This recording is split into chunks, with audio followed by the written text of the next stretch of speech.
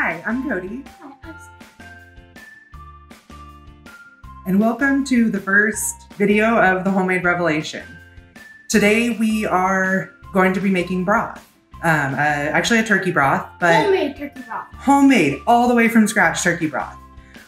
But that's the reason we call this the Homemade Revelation, because it was such a revelation for me to realize how easy this stuff was to do. So the reason I decided to start with broth is because with it being the holidays, everybody's making turkeys. But I always hated how much broth I had to buy to make really like the simplest soups for my family.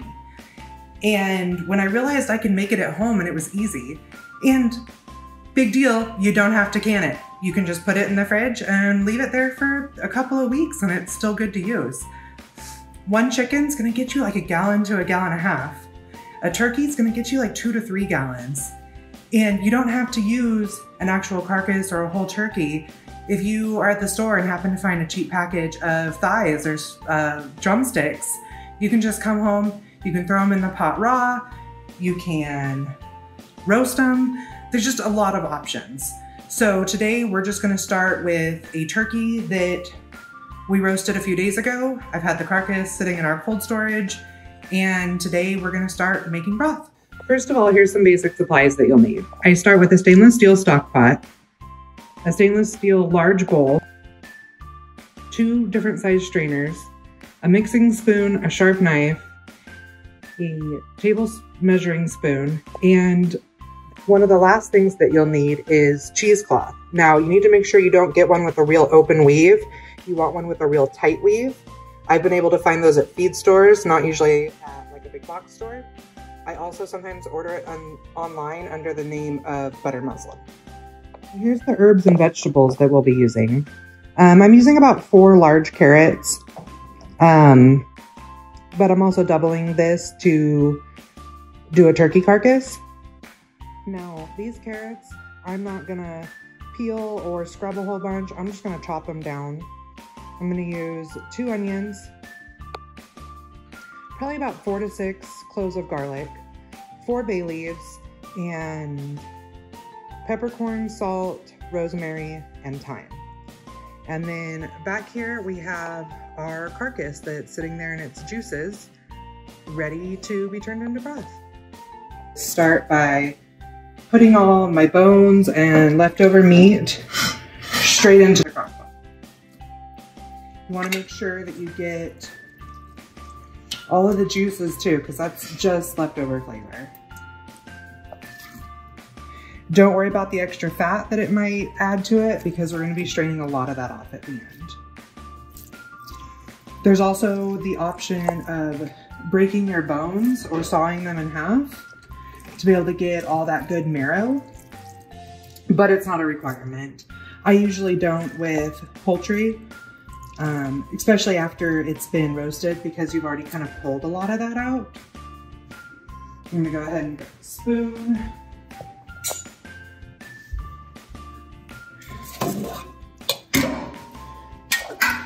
And scoop the rest of this into my pot.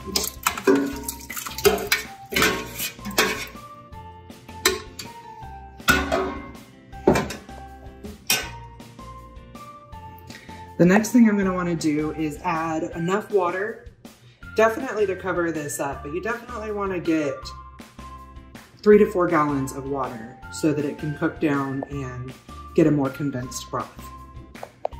Now that I have the pot full of water, I'm gonna go ahead and light my stove. Go ahead and put it on high at this point. Let's get it to a real good rolling boil, because that's gonna help break up any of the fat that's still with the carcass.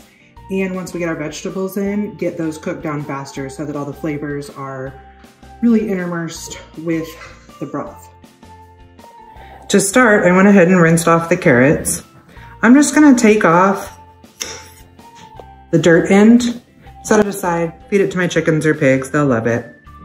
I did grow some of my own carrots this year, but I happened to catch a really good deal on these big carrots, so I went ahead and picked these up to make my broth. I'm gonna cut them in nice big chunks. They don't need to be small. The longer they cook, the more flavor they're gonna add.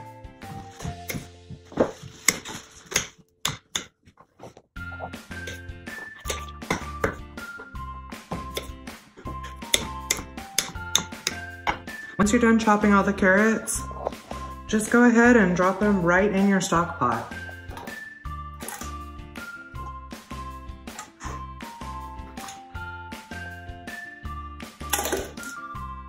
So with the onions, I'm just gonna go ahead and take the 2 ends off.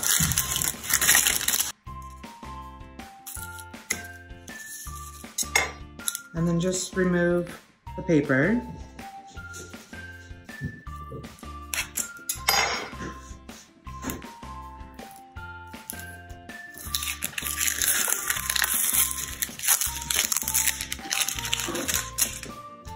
And then I'm just gonna go ahead and cut these into nice big chunks. They don't need to be small. Then when you come over and put them into the stock pot, just break them up just a little bit. So the nice thing about onions is they come pre-packaged in layers.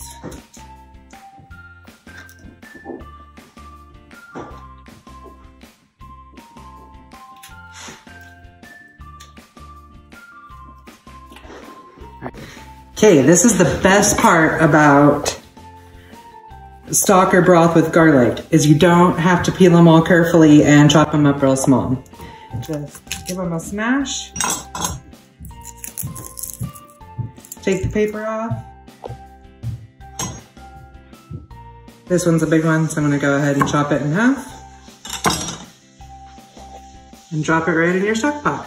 All right, the last thing I do after I put all my vegetables in is my spices. Now I use dried herbs, but feel free and use fresh rosemary or thyme.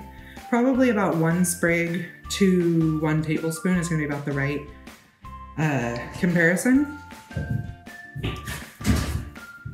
When I take my dry herbs, I like to break them up a little bit before I put them in, just to make sure that all those flavors really come together. Also, a lot of recipes will tell you to use 15 peppercorns per batch. I'm not counting peppercorns. I use about a tablespoon per batch. I also have about a tablespoon of salt in here for my double batch. Don't worry if you don't think that's enough or it's too much, because at the end, we're gonna taste and be able to add more salt or add some water to get it to just the way you like it. So right now, I'm just gonna go ahead and dump the rest of my seasonings in. And my bay leaves, and give this a really good stir. Once I'm done, I'm gonna let this get to a roaring boil. And once it's to a roaring boil, I'm gonna turn it down to simmer and cover it for at least 2 hours. Personally, I'm probably gonna let mine go for about 5 to 6 hours, and then we'll come back and go from there. All right, guys, my broth has been simmering for about 6 hours now. Let's see what we've got going on inside. Wow, look at that beautiful broth. I'm gonna say this is definitely ready to go.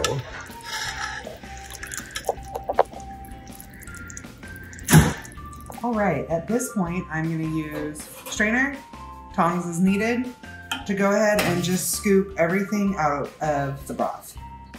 Don't worry about doing a perfect job. It's gonna get strained through a much finer mesh later. For right now, it's just getting the chunks out while it sits overnight. If you're using a whole carcass or fresh meat, feel free and pull some of this meat out. It works great for chicken salad sandwich or soups or casseroles later on. Sometimes I'll use it right away, sometimes I'll freeze it. But like I said, for right now, I'm just working on getting all the big chunks out of this broth. Now, as you can see, I have the majority of the chunks out of my broth. I've just put them over here. Like I said, I might pick some of that meat out. The rest of it's just going in the trash. I'm now gonna take this broth, cover it, and put it in my cold storage for the night so that all the fat in there just solidifies to the top, and I'll see you in the morning. Good morning, everyone. We are set to finish our broth. I had attempted on doing it while the kids were at the barn this morning, so it would actually be quiet in here, but no promises. With 6 kids, there's never a dull moment. So what we're gonna do today is we're gonna start out by skimming the fat off the top of our broth. So what it should have done overnight is all the fat floats to the top, and if it's cold enough, it'll actually solidify and you can just scoop it out. Mine didn't harden up a whole bunch, but let's go ahead and start scooping. All right, so as you can see, I am just skimming the fat right off the top and putting it in another bowl. It's not necessary to get all of it. It's just to take the majority out so that you have a lower fat broth, and that keeps it from going rancid as fast, and it's a little healthier as well.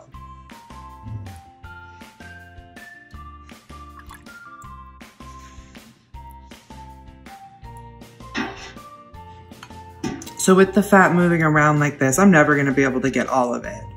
Sometimes if it's solidified, you're able to pull out the chunks a little bit better. But this will be plenty. And my dogs will love this on top of their food.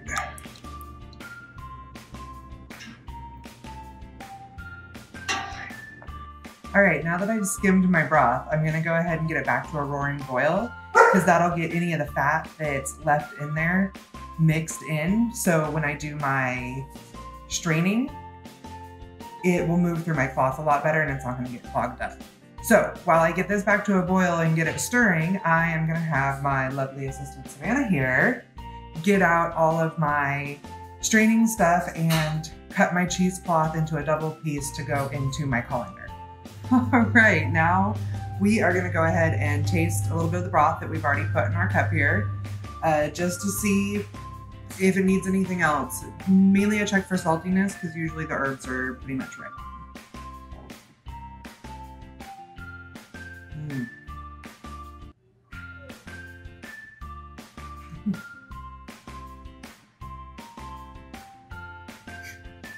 I think it needs a little more salt.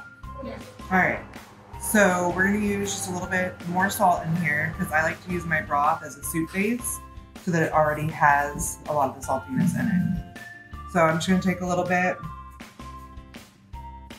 put it here in my hand, and sprinkle it in. Probably this big of a pot, I'm gonna do that twice.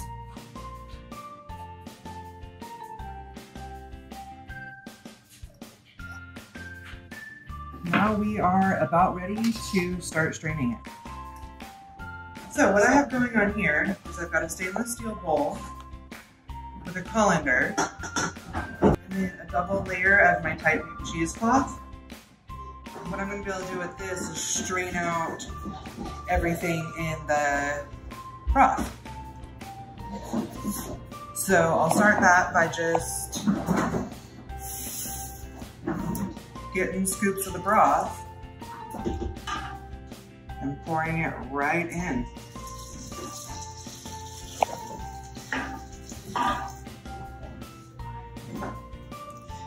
As you can see there, it just gets out the little specks of things that are left.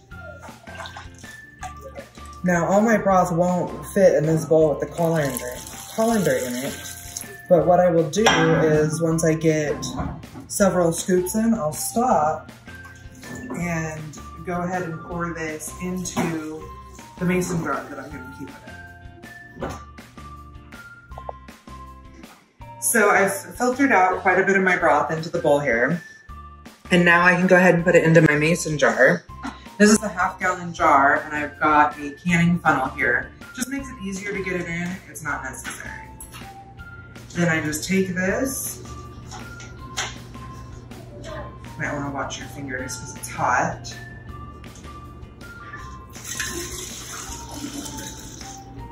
And pour it right into the jar.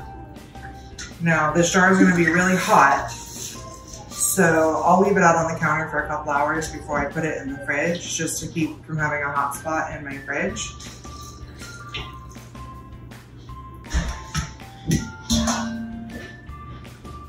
Just look at that beautiful broth. Now I forgot to get out the lid, so I'll go ahead and grab one.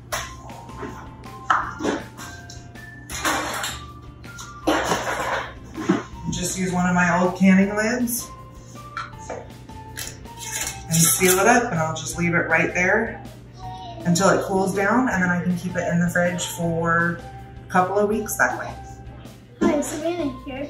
Mom took over with the broth, so tune in next time for me to make some peppermint fudge.